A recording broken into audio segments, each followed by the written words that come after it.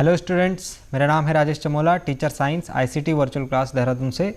और आज हम बात करेंगे क्लास 9th चैप्टर 8 गति के ऊपर। स्टूडेंट्स, हम इस चैप्टर के बारे में पिछले कुछ क्लासेस से डिस्कस करते हुए आ रहे हैं और लास्ट क्लास में हमने पढ़ा था चाल कि वस्तु की चाल या औसत चाल क्या होती है। हमने इसमें एक समान गति या असमान गति क्या होती है ये भी देखा था।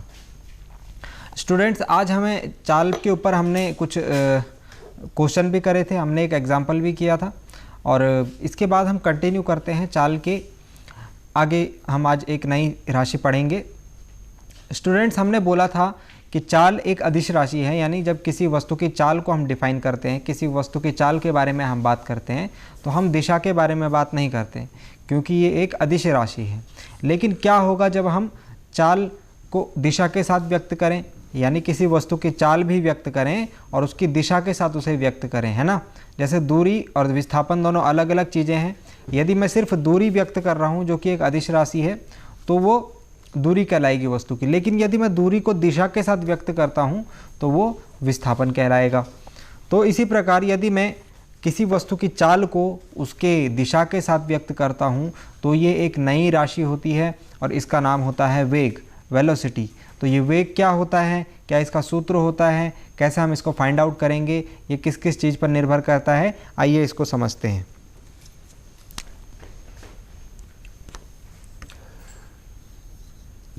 यदि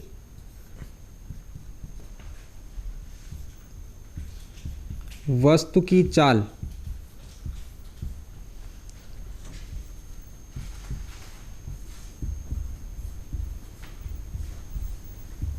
दिशा के साथ व्यक्त की जाए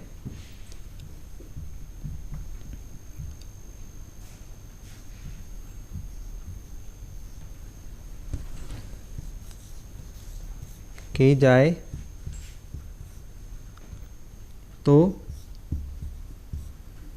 इस राशि को वेग कहते हैं।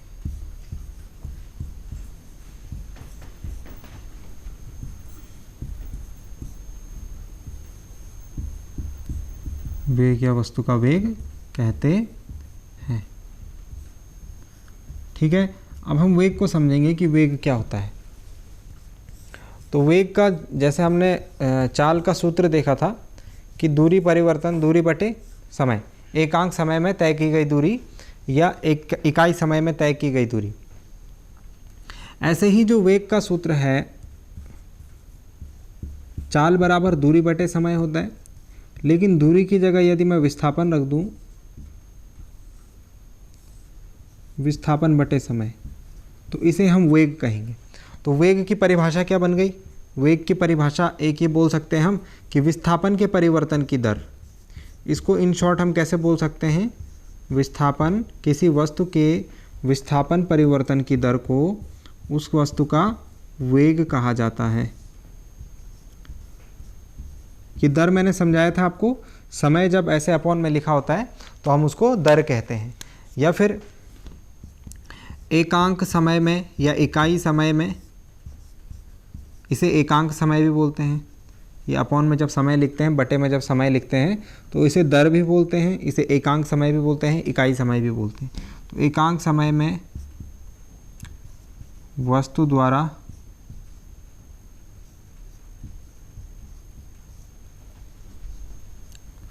विस्थापन या फिर वस्तु में उत्पन्न विस्थापन को हम उसका वस्तु का वेग कहते हैं। ठीक है, तो वेग की डेफिनेशन आप इस तरीके से लिख सकते हैं। इसका मात्रक बताइए स्टूडेंट्स। मात्रक मैंने कल निकालने बताया था आपको जब हम चाल पढ़ रहे थे। तो विस्थापन हम किस में फाइंड आउट करते हैं? विस्थापन हम लिखते हैं मीटर में, समय हम लिखते हैं सेकंड में। समय किस में लिखते हैं? सेकंड में। तो मात्रक हो जाएगा मीटर प्रति सेकंड। मैंने बोला था आपकी बुक में इसे इस प्रकार से भी लिखा हुआ है, तो कंफ्यूज नहीं होना है। तो इस सूत्र को हम कैसे लिख लेते हैं? इस सूत्र को हम लिख लेते हैं, वेग को हम v से रिप्रेजेंट कर लेते हैं, विस्थापन को हम s से रिप्रेजेंट कर लेते हैं, टाइम को स्मॉल t से रिप्रेजेंट कर लेते हैं। तो v is equal to s upon T, मतलब विस्थापन बराबर वेग बराबर विस्थापन बटे समय। तो ये वेग के बारे में कुछ बात। अच्छा, लास्ट में हमने चाल में पढ़ा था कि चाल कैसी राशि है? चाल एक अदिश राशि थी क्योंकि इसमें ये दिशा पर निर्भर नहीं कर रही थी। तो वेग कैसी राशि होगी, देखिए हमने स्टार्टिंग में ही सीधे दिखा, इसकी दिशा के साथ इसको व्यक्त करना है, दैट मीन्स यहाँ पर दिशा भी होगी और आप सूत्र में देख रहे हैं विस्थापन भी है। तो विस्थापन कैसी, एक सदिश राशि है। तो जब विस्थापन सदिश राशि है तो वेग भी सदिश राशि होगा। तो इसमें आपको लिखना है यह एक सदिश राशि है, यानी यह दिशा पर भी निर्भर, इसका जो मान है वो दिशा पर भी निर्भर करेगा। ठीक है ना। तो ये हो गई वेग के बारे में कुछ ज़रूरी बातें। इसके बाद हमने ये भी देखा था कि जब कोई वस्तु एक समान चाल से या फिर एक समान गति से चल रही थी तो हमने उस टाइम उसकी चाल निकाली थी, है ना, जो सूत्र था वो लगाया था। लेकिन मोस्ट ऑफ द टाइम्स हमने देखा था कि वस्तुएं क्या होती है, एक समान रूप से नहीं चल रही होती है, यानी वो एक समान चाल में नहीं होती है, या फिर ये कहें कि वो असमान रूप से गति कर रही होती है। तो जब असमान रूप से गति कर रही हैं वहाँ पर हम चाल, औसत चाल के शब्दों में उसको फाइंड आउट करते थे। इसी प्रकार यहाँ पर हम निकालेंगे वस्तु का औसत वेग। तो जब कभी वस्तु एक असमान गति से मूवमेंट कर रही होगी तो हम वहाँ पर औसत वेग निकालेंगे वस्तु का, और औसत वेग का सूत्र होगा विस्थापन बटे लिया गया कुल समय। तो इसको अभी एक न्यूमेरिकल के थ्रू समझेंगे कि हम इस क्वेश्चन को कैसे करेंगे। हम आपकी बुक का एक क्वेश्चन लेते हैं,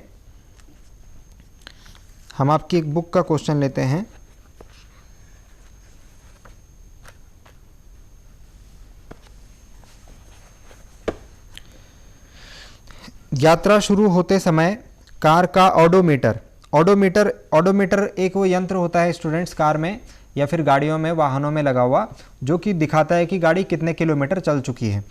तो ऑडोमीटर 2000 किलोमीटर प्रदर्शित करता है और यात्रा समाप्ति पर 2400 किलोमीटर प्रदर्शित करता है। यात्रा शुरू होने पर 2000 किलोमीटर यानी 2000 किलोमीटर शो कर रहा है और यात्रा समाप्ति पर 2400 किलोमीटर शो कर रहा है। यदि इस यात्रा में 8 घंटे लगते हैं, 8 आवर्स लगते हैं, तो कार की औसत चाल को किलोमीटर प्रति घंटे में और मीटर प्रति सेकंड में ज्ञात करो। ये क्वेश्चन है आपके पास। तो आपकी बुक का क्वेश्चन है, इसको पहले मैं इससे कुछ इंपॉर्टेंट बातों को यहाँ पर नोट डाउन करता हूँ, फिर इसको सॉल्व करते हैं। अभी हम औसत वेग को, चलिए पहले औसत वेग को ही एक्सप्लेन कर देते हैं। औसत वेग हम क्या करेंगे, किसी वस्तु का औसत वेग निकालने के लिए हम सपोज वस्तु यहाँ से चलना प्रारंभ करी है, ठीक है, और यहाँ तक गई है, तो ये प्रारंभिक बिंदु हो गया, स्टार्टिंग पॉइंट, और ये अंतिम बिंदु हो गया। तो हम वस्तु का 2 वेग निकाल लेते हैं। एक तो इस जगह पर वेग कितना होगा, उसको हम कहेंगे वस्तु का प्रारंभिक वेग, और एक इस जगह पर वेग कितना होगा, उसको हम कहेंगे वस्तु का अंतिम वेग। जब वस्तु के औसत वेग की बात की जाएगी तो वस्तु का औसत वेग होगा,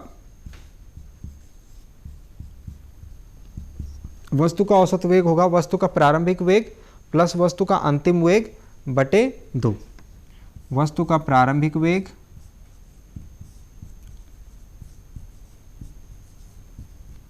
प्लस वस्तु का अंतिम वेग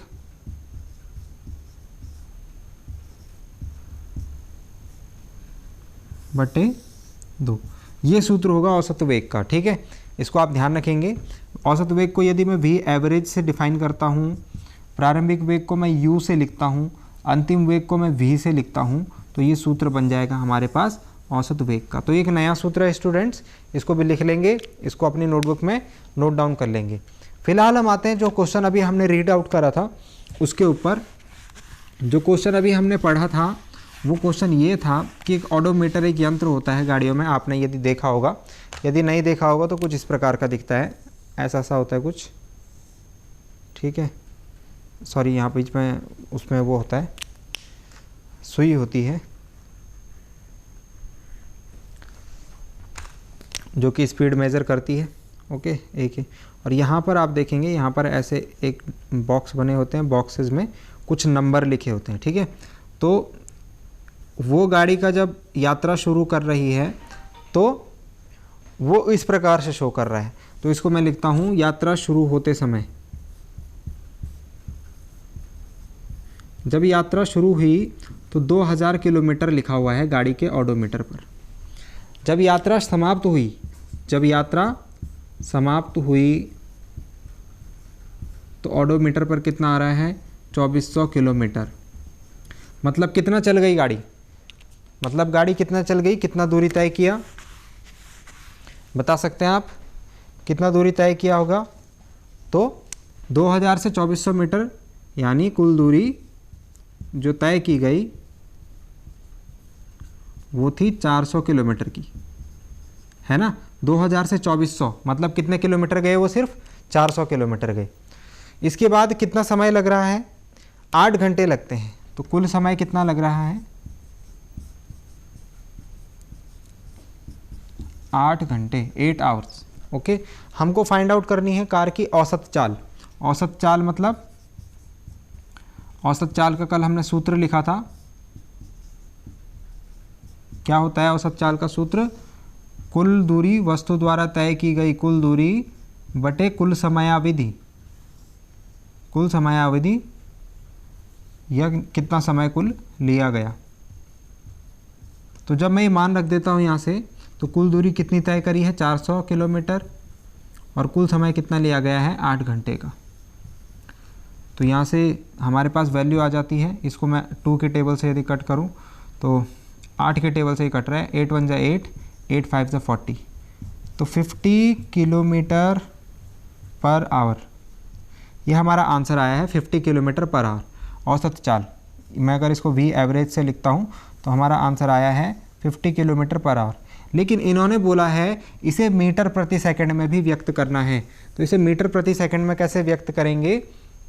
देखिए, हमारे पास चाल आई है V average is equal to 50 kilometre प्रति घंटे की रफ्तार से, यानी 50 किलोमीटर पर आवर। तो हमें इसको किस में कन्वर्ट करना है? हमें इसको कन्वर्ट करना है मीटर प्रति सेकंड में। तो यदि मैं किलोमीटर को मीटर में कन्वर्ट करूँगा, किलोमीटर को मीटर में बदलने के लिए कितने से गुणा करते हैं? 1000 से। और आर को सेकंड में, मतलब 1 घंटे को सेकंड में कन्वर्ट करने के लिए कितने से गुणा करते हैं? तो आर अपॉन में लिखा हुआ है ना, बटे में लिखा हुआ है। तो यहाँ हम इसमें जो कन्वर्जन करते हैं, 1 घंटे में कितने सेकंड्स होते हैं? 3600 सेकंड। तो इसको भी हम बटे में लिखेंगे। ये बात समझ में आ गई? आ गई होगी। तो उसके बाद हम क्या करेंगे? इसको कैंसिल आउट करेंगे। 2 पंजे 10, 2 18, तो ये बन जाएगा 50 × 5/18। अब यहाँ पर मैं आपको 2 बातें बताता हूँ। यदि आपको ये जो मैंने प्रोसेस अभी करा, किलोमीटर प्रति घंटे को मीटर प्रति सेकंड में बदलने के लिए, किलोमीटर को मीटर में बदलने के लिए 1000 से गुणा, आवर को सेकंड में बदलने के लिए 3600 से गुणा। तो आवर अपॉन में था तो इसीलिए मैंने अपॉन में ही 3600 लिखा। यदि ये बात समझ में आ गई तो ठीक, नहीं तो आप सीधे सीधे इतना समझ लीजिए, जब भी किसी स्पीड को हमको किलोमीटर पर आवर से मीटर पर सेकंड में चेंज करना होगा, तो हम सिर्फ उसमें 5/18 से गुणा कर देंगे। हम उसमें सिर्फ कितने से गुणा कर देंगे? 5/18 से। मैं यहाँ पर ये सूत्र लिख लेता हूँ कि जब किलोमीटर प्रति घंटे को मीटर प्रति सेकंड में कन्वर्ट किया जाता है तो 5/18 से गुणा करते हैं। जब हम मीटर प्रति सेकंड को किलोमीटर प्रति घंटे, जब ये उल्टा काम करना होगा हमको कि मीटर प्रति सेकंड में दे रखा होगा किलोमीटर प्रति घंटे में, तो आप इसको भी उल्टा कर देंगे, 18/5 से गुणा कर देना। ये सूत्र बन गया, ठीक है। अब इसको सॉल्व करते हैं तो ये आएगा 250/18। इसको 2 के पहाड़े से आप काट सकते हैं। 2 9 18, 2 एकम 2, 2 दूनी 4, 2 पंजे 10, तो ये आ गया 125/9। आप इसको पूरा जब डिवाइड करेंगे 9 से तो पॉइंट दशमलव में आंसर आएगा। दशमलव में जो आंसर आएगा वो आएगा 13.9 मीटर प्रति सेकंड। तो इसके आंसर हो गए हमारे, एक तो आंसर जो हमने 50 किलोमीटर पर आवर निकाला था, एक तो ये आंसर हो गया और एक ये आंसर हो गया। तो आप लिखेंगे कि जो कार की चाल है वो किलोमीटर प्रति घंटे में 50 किलोमीटर प्रति घंटा है और मीटर प्रति सेकंड में 13.9 मीटर प्रति सेकंड है। तो इस प्रकार से क्वेश्चन था। क्वेश्चन में हमको रीड करना है और हमें जो चीज़ पूछी गई है, हमसे औसत चाल पूछी गई है। औसत चाल के लिए हमें 2 चीज़ों की आवश्यकता होती है, एक तो कुल दूरी की और कुल समय की। तो हमें क्वेश्चन में ढूंढना पड़ेगा कि कुल दूरी और कुल समय हमें कहाँ पर दिया हुआ है। जब हमें ये दोनों चीज़ें मिल जाएंगी, हमको उन दोनों का भाग करके हमको औसत चाल ज्ञात हो जाएगी। और मीटर प्रति सेकंड में कन्वर्ट करने के लिए हमने एक सूत्र बना दिया है आज कि 5/18 से गुणा करनी है। तो 5/18 से उसमें लास्ट में गुणा कर दी जाएगी। इस प्रकार से क्वेश्चन करेंगे। तो ये क्वेश्चन अगर समझ में आ गया होगा तो एक नेक्स्ट क्वेश्चन, दूसरा क्वेश्चन, इसको भी करते हैं। इसको अब थोड़ा सा हल्का सा आप समझ जाओगे, हल्का सा आप दिमाग का प्रयोग करना तो ये क्वेश्चन भी आसान है। कैसा क्वेश्चन है देखिए, उषा 90 मीटर लंबे तालाब में तैरती है, वह एक सिरे से दूसरे सिरे तक सरल रेखीय पथ पर जाती है तथा वापस आती है। मतलब 90 मीटर लंबा तालाब है तो यहाँ से यहाँ 90 मीटर और फिर वापस यहाँ से यहाँ 90 मीटर, तो एक सिरे से दूसरे सिरे, दूसरे सिरे से और सीधी रेखा में तैर रही है, ऐसा हम मान रहे हैं। ठीक है, इस दौरान वह कुल 180 मीटर की दूरी तय करती है। जाहिर सी बात है, जब यहाँ से 90 मीटर इधर आएंगे फिर 90 मीटर इधर आएंगे तो 180 मीटर की दूरी ही होगी, 90 प्लस 90 180 होगी। 1 मिनट में तय करती है। इतना करने में उसे कितना टाइम लगता है? 1 मिनट का टाइम लगता है। उषा की औसत चाल और औसत वेग हमें ज्ञात करना है। हमको फाइंड आउट करना है कि इस लड़की की औसत चाल क्या है और औसत वेग क्या है। फाइंड आउट करते हैं।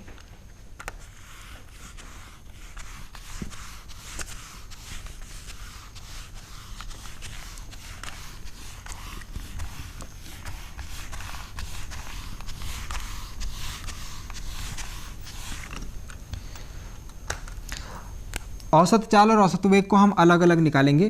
पहले हम औसत चाल को निकालते हैं यहाँ पर।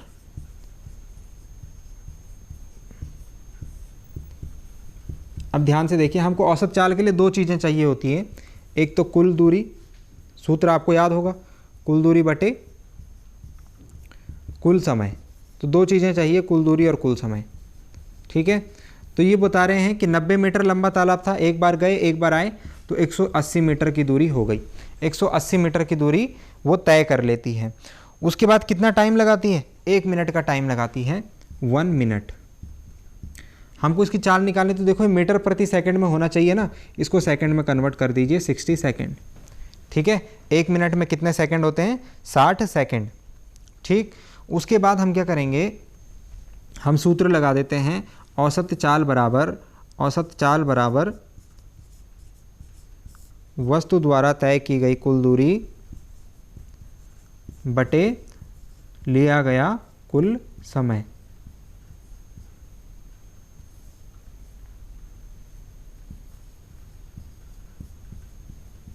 तो कुल दूरी कितनी तय करी यहाँ पर? 180 मीटर की। कुल समय कितना लगा है? 60 सेकंड। तो ये कैंसिल आउट हो रहा है 3, तो दैट मीन्स कि इसकी स्पीड आ रही है 3 मीटर पर सेकंड। 1 सेकंड में वो 3 मीटर तैर जाती है, 3 मीटर दूरी तय कर लेती है। ये आ गई उसकी औसत चाल। इसके बाद नेक्स्ट पार्ट है औसत वेग। औसत वेग के लिए हम क्या करेंगे? औसत वेग के लिए अब हमें क्या क्या चीज़ें चाहिए होती हैं? औसत वेग के लिए हमें क्या क्या चीज़ें चाहिए होती हैं? एक तो विस्थापन और सिमिलरली कुल समय। चलिए फाइंड आउट करते हैं कि इसका विस्थापन कितना है। ये सपोज ये यहाँ से लेकर यहाँ तक, इन दो पॉइंट्स के बीच में वो उसने तैरना प्रारंभ किया, तो यहाँ से यहाँ गई, फिर वापस यहाँ से यहाँ आई, तो प्रारंभिक बिंदु कौन सा है? ए। यहाँ से जाना स्टार्ट किया, वापस घूम करके कहाँ पर आ गई? ए पर। तो जब प्रारंभिक बिंदु और अंतिम बिंदु सेम हो जाते हैं, जब प्रारंभिक बिंदु और अंतिम बिंदु एक ही हो जाते हैं, तो हम क्या कहते हैं कि विस्थापन, वस्तु का विस्थापन कैसे फाइंड आउट करेंगे? प्रारंभिक और अंतिम बिंदु के बीच की दूरी। तो जब प्रारंभिक बिंदु और अंतिम बिंदु एक ही है तो मतलब कि वस्तु में विस्थापन क्या है? 0 है। तो इस स्थिति में विस्थापन क्या होगा? 0 होगा। लिया गया कुल समय वही है, सेम है, 60 सेकंड का, यानी 1 मिनट का। अब हम सूत्र रखते हैं, तो वेग बराबर विस्थापन बटे समय से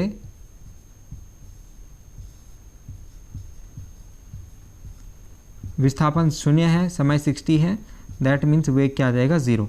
तो यहाँ पर औसत वेग हमारा कितना आ गया है? औसत वेग आ गया है हमारा 0। तो आप यहाँ से एक बात देख रहे होंगे कि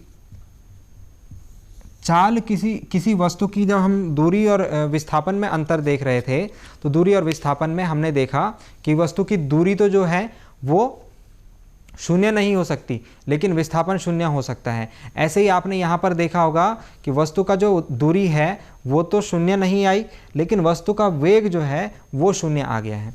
तो आप इस बात को ध्यान में रखेंगे। अब हम नेक्स्ट एक क्वेश्चन में आपको होमवर्क के लिए दूंगा। वो होमवर्क क्या रहेगा कि आपको वस्तु की किसी वस्तु के चाल तथा वेग में अंतर लिखने हैं और 4 से 5 अंतर आपको लिखने हैं। तो हम ऑलरेडी डिस्कस कर चुके हैं। चाल को हमने पिछली क्लास में डिस्कस किया था, वेग को हमने आज की क्लास में डिस्कस किया है। उसमें हमने एक चीज़ और देख ली है कि वस्तु का जो वेग है वो शून्य हो सकता है, लेकिन वस्तु की चाल जो है वो शून्य नहीं हो सकती है। तो ये आपके लिए होमवर्क रहेगा। होमवर्क क्या रहेगा कि वस्तु की चाल, जो कि आपके बुक का भी क्वेश्चन है, तो मैं चाहता हूँ कि ये क्वेश्चन आप खुद से करें। यदि आपको याद नहीं आ रहा है तो आप देख करके, और आज वेग तो हमने पढ़ा ही है, तो दोनों में बेसिस में 4-4 अंतर आप लिख सकते हैं। तो क्वेश्चन है ये आपको घर से करके लाना है कि चाल तथा वेग में अंतर लिखिए। इम्पॉर्टेंट क्वेश्चन है, आपके एग्जाम में भी आता है।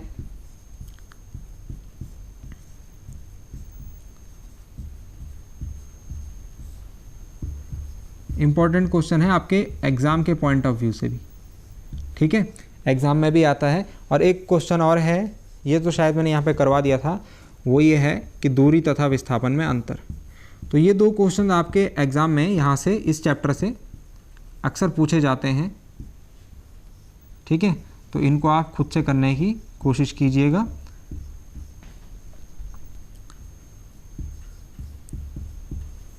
देखिए, तो ये आपका होमवर्क है। फिलहाल हम क्या करते हैं, इसे नोट डाउन कर लीजिए, और इसके बाद हम एक क्वेश्चन और करते हैं आपकी बुक का ही।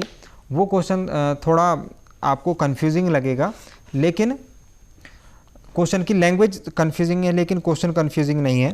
क्वेश्चन कुछ इस प्रकार से है कि एक प्रयोग के दौरान अंतरिक्ष यान से एक सिग्नल को पृथ्वी पर पहुंचने में 5 मिनट का समय लगता है। एक प्रयोग के दौरान अंतरिक्ष यान से एक सिग्नल को पृथ्वी पर पहुंचने में 5 मिनट का समय लगता है। पृथ्वी पर स्थित स्टेशन से उस अंतरिक्ष यान की दूरी क्या है। क्वेश्चन में आपको सिर्फ एक चीज़ दी गई है, वह है समय, 5 मिनट का समय। इसके अलावा आपको कुछ भी चीज़ नहीं दी गई है। आपको बताया गया है जो सिग्नल की चाल है या प्रकाश की चाल है वो आपको दी हुई है। तो क्वेश्चन में जो जो डेटा दिया हुआ है उसको पहले लिख लेते हैं। क्वेश्चन में आपको दिया हुआ है कि एक सिग्नल, एक अंतरिक्ष यान, सपोज इस टाइप से कोई अंतरिक्ष यान होगा, यहाँ ऊपर इस टाइप से कोई अंतरिक्ष यान होगा, और यहाँ पर पृथ्वी है। तो वहाँ से सिग्नल जो भेज रहे होंगे, उस सिग्नल को पृथ्वी पर पहुँचने में 5 मिनट का टाइम लग रहा है। तो समय जो है वो कितना है, समय जो लग रहा है वो 5 मिनट का लग रहा है। और चाल दे दी आपको कि जो चाल है, प्रकाश की चाल है, जो सिग्नल की चाल है वो है प्रकाश की चाल के समान। तो सिग्नल की चाल और प्रकाश की चाल होती है 3 × 10⁸ मीटर प्रति सेकेंड। तो सिग्नल की चाल भी क्या है, इतनी ही है, ठीक है। अब इस समय को आप सेकंड में कन्वर्ट कर लीजिए। पहले तो 1 मिनट में 60 सेकंड होते हैं, तो 5 मिनट हो गए, 5 × 60 दैट मीन्स 300 सेकंड। और ये 10⁸ ही, इसको आपको थोड़ा समझने में दिक्कत हो रही होगी, तो मैं इसको समझा देता हूँ। इसका मतलब क्या है, इसका मतलब है ये 3 के आगे 8 शून्य, 1 2 3 4 5 6 7 8, मतलब इतनी है उसकी चाल, ठीक है। अब इसको बार बार इतना बड़ा नंबर लिखने से, इतने सारे जीरो लगाने से बचने के लिए हम इसको इस प्रकार से लिख लेते हैं। तो इसमें कंफ्यूज मत होना आपकी, ये क्या लिखा हुआ है, ये लिखा हुआ है, ठीक है। तो हम अब इसी डेटा को यूज़ करेंगे क्योंकि हमारे लिए ये आसान है, ठीक है। हमें क्या निकालना है, दूरी निकालनी है कि अंतरिक्ष यान की दूरी क्या है पृथ्वी से। अब जब आपने सारे डेटाज लिख लिए क्वेश्चन से, अब ये क्वेश्चन जो है आसान हो गया है। आसान कैसे हो गया है, चाल बराबर दूरी बटे समय, हमें सूत्र याद है।